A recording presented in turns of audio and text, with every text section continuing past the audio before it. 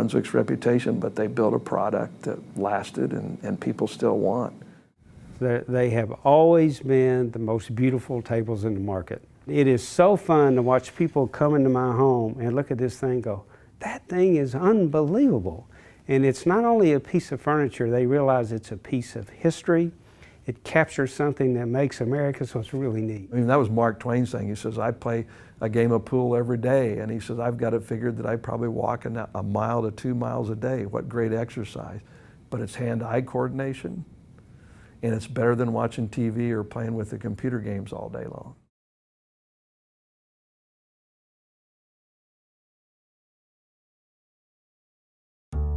The world of sports and recreation never stands still. New games are invented and old favorites perfected. Equipment keeps improving in form and function.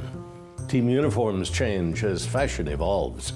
Yet some great American games like billiards endure.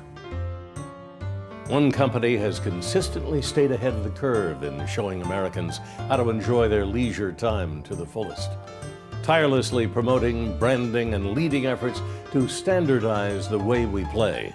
Brunswick has led the way in shaping America's pastimes. Company founder John Moses Brunswick, his son-in-law Moses Bensinger, and other family members transformed billiards from a diversion reserved for wealthy men to the massively popular sport it remains today. From the company's earliest days, the Brunswick-Bensinger family realized their success would rest on how well they marketed, supported, and boosted the game.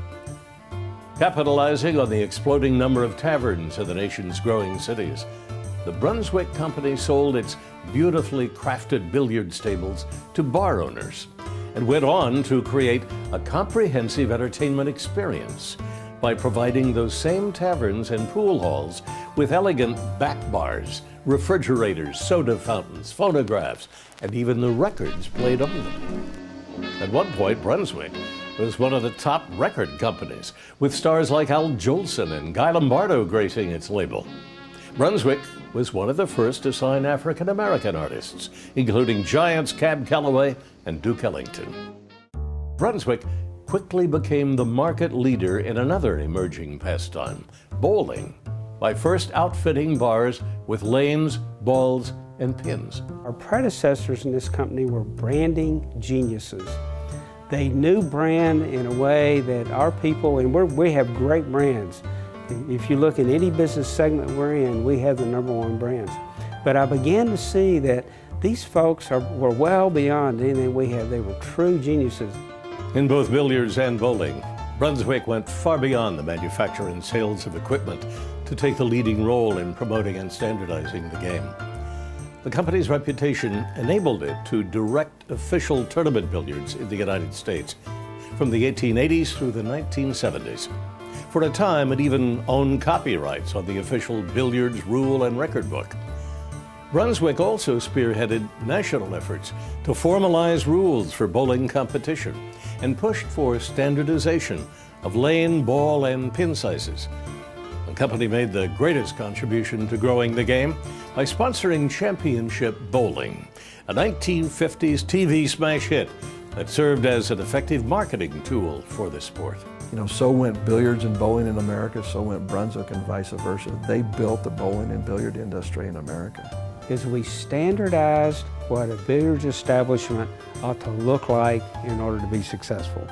And because we were so big in the market and we had #1 market share and our ideas were so good, our salespeople were so good, our marketing prowess, as I said earlier, was just remarkable.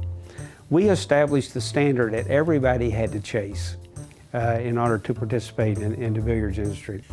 Brunswick's unflagging branding efforts reaped big results. By the 1920s, there were more than 42,000 pool rooms in the U.S.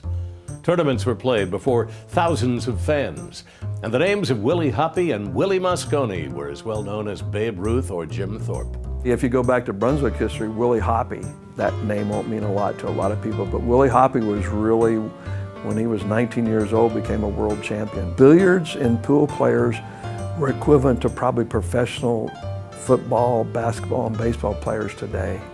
Today, the game's popularity has spread across the globe. with superstars like Ava Mataya Lawrence, the international tournament champion and World Cup trick shot champion, nicknamed the Striking Viking, inspiring a new generation of players. Pool is played with enthusiasm by people of all ages and backgrounds, a testament to the effectiveness of Brunswick's brilliant marketing prowess and leadership in standardizing the game. That core we established 150 years ago remains true today for people who engage in billiards.